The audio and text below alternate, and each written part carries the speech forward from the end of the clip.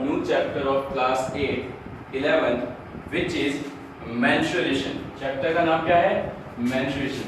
अब इस चैप्टर में हम एरिया, पेरीमीटर, सरकमफ्रेंस, रेडियस ये फाइंड करेंगे, ठीक है? तो 11.1 में जो फॉर्मूलाज यूज होंगे वो अभी मैंने लिखे हैं। ये जो फॉर्मूलाज हैं 11.1 में यूज होंगे, ठीक है? एरिया ऑफ स्क्वायर, स्क्वायर सबको पता है कैसा दिखता है, ये आपका स्क्वायर। स्क्वायर की डेफिनेशन क्या होती है? All sides are equal. Area of square, area of rectangle, rectangle क्या होता है? जिसकी अपोजिट साइड्स इक्वल होती है। Done. Area of circle pi R square, यहाँ पाई की वैल्यू क्या होगी?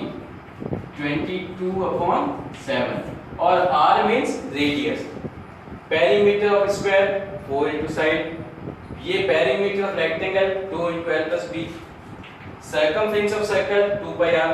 अब आया circumference of semicircle, circumference of semi circle pi r plus 2r। Done. अब देखो, अब हम क्वेश्चन स्टार्ट करते हैं। क्वेश्चन नंबर 1 क्या है? A square and a rectangular field with measurement as given in the figure have the same perimeter. Which field has a larger area? A square and a rectangular field with measurement as given in the below the same perimeter. Which field has a larger area? देखो, एक square बना है, एक rectangle बना है। Square की ये 60 तो ये भी 60, ये भी 60, ये भी 60 और यहाँ पे ये 80 गिवन है। अब ये 80 क्या गिवन है? देखो, हैव द सेम पेरीमीटर, ठीक है? अच्छा, ये L हो गई, ये B हो गई। B हमें पता नहीं है, ठीक है?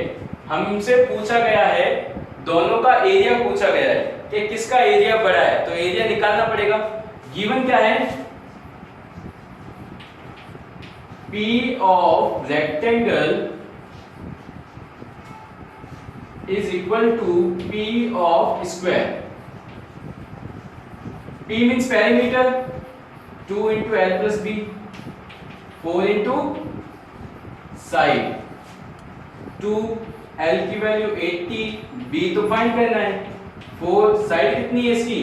60, ये 2 इसके अपॉन में जाएगा, 80 प्लस b 4 इंटू 60 अपॉन 2, ये आया 120, तो b इक्वल टू आएगा 120 माइनस 80 विच इज 40।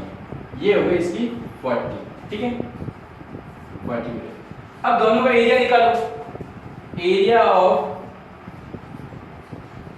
स्क्वायर क्या होता है? साइड स्क्वायर, साइड कितनी है? 60, 60 का square 36, 100 metre square. Area of rectangle L into b, L 40 into 80 हो जाएगा, ये आया 3200। तो किसका एरिया रह रहा है? स्क्वायर का। डन, इजी था, ठीक है? Now question number 2। फॉर्मूला याद होना बहुत जरूरी है, इसके बिना क्वेश्चंस नहीं होंगे।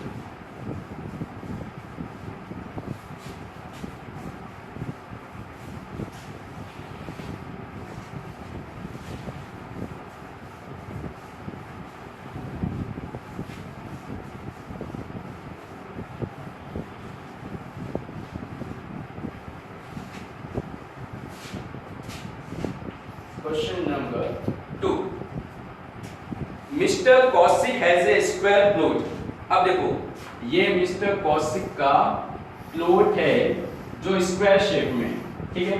ये 25 मीटर, ये 25 मीटर, ये 25 मीटर, ये भी 25 metre. Done. As shown in figure, she want to construct house in the middle of the plot. A garden is developed around the house.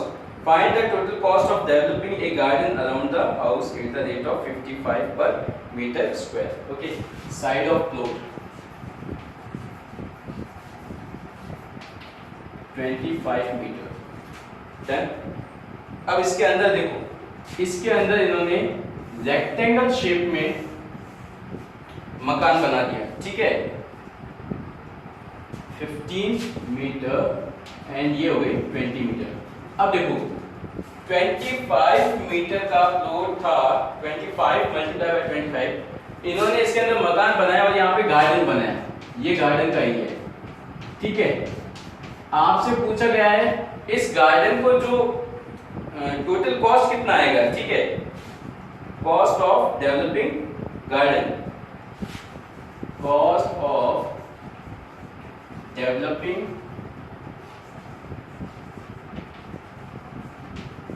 Garden is 55 पर मीटर स्क्वायर, ठीक है। क्या था, 25 metre square side का square plot है, उसके अंदर मकान बनाया, मकान के चारों तरफ क्या किया, गार्डन। इस गार्डन को डेवलप करने पे टोटल कितना खर्चा आया वो बताना है। तो देखो हमें एरिया ऑफ गार्डन पता होना चाहिए, एरिया ऑफ गार्डन, ठीक है। अब एरिया ऑफ गार्डन क्या होगा, ध्यान से सुनना, area of square minus area of rectangle. जो स्क्वायर है उस स्क्वायर में से रेक्टेंगल का एरिया माइनस कर दो तो पीछे आपके पास ये वाला पार्ट ही बचेगा, वो हो गया आपका एरिया ऑफ गार्डन। तो एरिया ऑफ स्क्वायर क्या होता है, side into side, 25 multiply by 25, ये हो गया 15 इनटू 20, 625, 300, ये आ गया 325 मीटर स्क्वायर, ये हो गया उसका गार्डन का एरिया। अब कॉस्ट क्या है, 55 पर मीटर स्क्वायर, तो टोटल कॉस्ट कितनी बन जाएगी,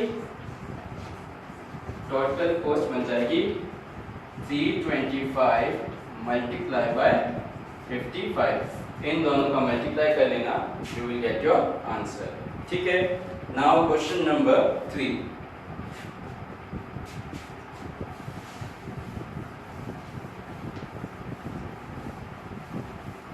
क्वेश्चंस को समझो, डायग्राम को समझो, ठीक है। अगर डायग्राम समझ में आ गया तो क्वेश्चन इजीली हो जाएगा, ठीक है। क्वेश्चन नंबर 3 क्या है, the shape of A garden is rectangular in the middle and semi circle at the end. देखो मिडिल में तो है रेक्टेंगुलर और दोनों साइड पे सेमी सर्कल बना है, ठीक है। पूछा गया है find the at the end shown in the diagram, find the area and the perimeter of diagram. अब देखो फाइंड एरिया एंड पेरीमीटर। अब देखो बहुत अच्छा क्वेश्चन है, ये 7 दे रखा है, ये 20 दे रखा है, ठीक है। सबसे पहली बात पेरीमीटर क्या होता है, पेरीमीटर होता है सम ऑफ ऑल बाउंड्री। जब हम पेरीमीटर की बात करेंगे तब हम सिर्फ ये फाइंड करेंगे,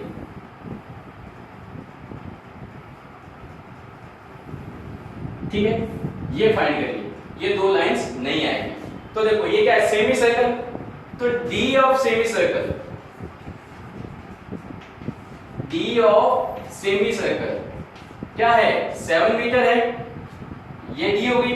देखो ये सर्कल होता है आपका, जो ये सेंटर से लाइन जाती है इसको डायमीटर बोलते हैं। अगर मैं इसको हटा दूंगा तो ये इसका डी रहेगा, ठीक है। तो रेडियस क्या बनेगा, 7/2। डन।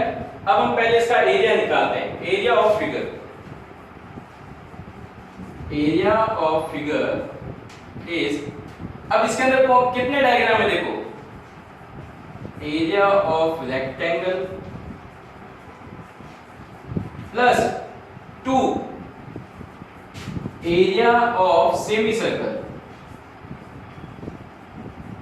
अब आप लोग बोलोगे एरिया ऑफ सेमी सर्कल बताया ही नहीं गया है, तो सेमी का मतलब आधा, जो एरिया होता है उसका आधा कर दो, ये तो हो जाएगा l into b, ये हो जाएगा 2 पाई r स्क्वायर अपॉन 2, ये 2 से 2 कट हो जाएगा। अब l की वैल्यू 20, b की वैल्यू 7 प्लस पाई की वैल्यू 22/7, आर की वैल्यू क्या है 7/2, 7/2, 7/2, ये 2 से 11 टाइम कट गया, ये 7 से 7 कट गया, तो ये 140 प्लस 77/2, यहाँ से आप कैलकुलेशन कर लेना, आंसर मिल जाएगा। ठीक है, ये तो हो गया एरिया। अब आया आपका पेरीमीटर। अब देखो पेरीमीटर क्या बनेगा, पेरीमीटर ऑफ फिगर क्या बनेगा। देखो पेरीमीटर कैसे बनेगा ये भी देखो। पेरीमीटर के लिए आपको ये वाला चाहिए, मैंने क्वेश्चन के अंदर क्या लिखा है, अभी फॉर्मूले लिखवाए तो उसमें मैंने देखो 2 into circumference of semi circle, ठीक है, प्लस अब देखो पेरीमीटर में ये वाला पार्ट तो आएगा नहीं, तो कौन सा पार्ट आएगा, सिर्फ 20 प्लस 20 आएगा, ये 20 और ये 20 ऐड होगा। अब सेमी सर्कल का फॉर्मूला यहाँ पे कौन सा लगेगा बच्चों, ये देखो यहाँ लगेगा पाई आर अपॉन 2, जो मैंने फॉर्मूला लिखवाया है सर्कमफ्रेंस का पाई आर प्लस 2r, वो फॉर्मूला इसका होता है जिसके अंदर ये पार्ट भी होता है। अगर ये पार्ट नहीं है तो ये 2r हट जाएगा। ठीक है, ये तो हो गया 40, ठीक है,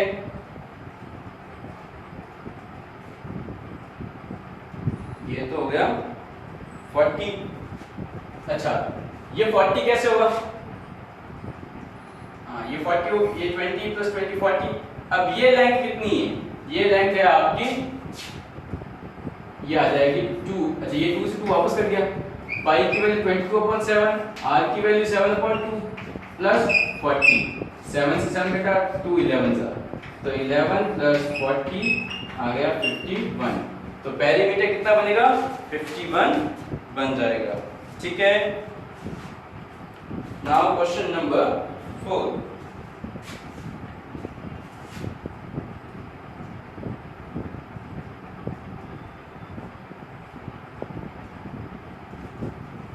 डन।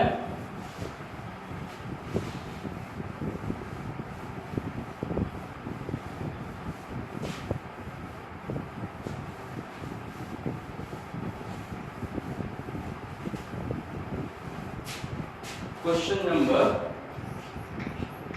4। क्वेश्चन नंबर 4 क्या है, ए flooring tile has the shape of a parallelogram whose base is 24 centimeter and corresponding height is 10 centimeter। Okay, एक पैरेललोग्राम है, पैरेललोग्राम की टाइल है, ठीक है, जिसका बेस 24 गिवन है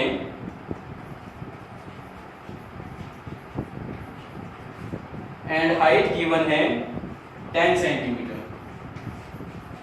ठीक है, अब देखो फ्लोर है, फ्लोर के ऊपर टाइल्स लगानी है, ठीक है, तो एरिया ऑफ फ्लोर कितना गिवन है, 1080 सेंटीमीटर स्क्वायर, ये गिवन है। डन। तो पूछा गया है हाउ मेनी टाइल्स,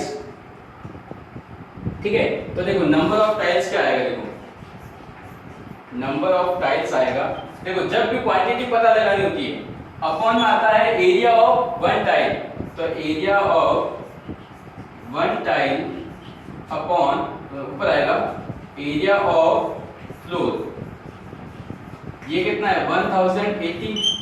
अब एरिया ऑफ टाइल क्या होगा, टाइल पैरेललोग्राम शेप में पैरेललोग्राम का एरिया होता है b इंटू एच, तो ये हो जाएगा 24 मल्टीप्लाई बाय 10, 0 से 0 बेटा, 4 6 जा, 4 2 जा, 4 7 जा, और 3 9 जा, 3 2 जा, तो 9/2, तो ये आया 4.5।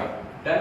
तो जो आंसर बनेगा वो 4.5 अप्रॉक्स बनेगा। ठीक। अच्छा देखो एक गलती कर दी हमने, यहाँ पे सेंटीमीटर स्क्वायर नहीं है, यहाँ पर मीटर स्क्वायर है, यहाँ पर क्या है मीटर स्क्वायर है, तो मीटर स्क्वायर को सेंटीमीटर स्क्वायर में कैसे कन्वर्ट करोगे, तो ये बन जाएगा 1080 मल्टीप्लाई बाय 10,000 सेंटीमीटर स्क्वायर।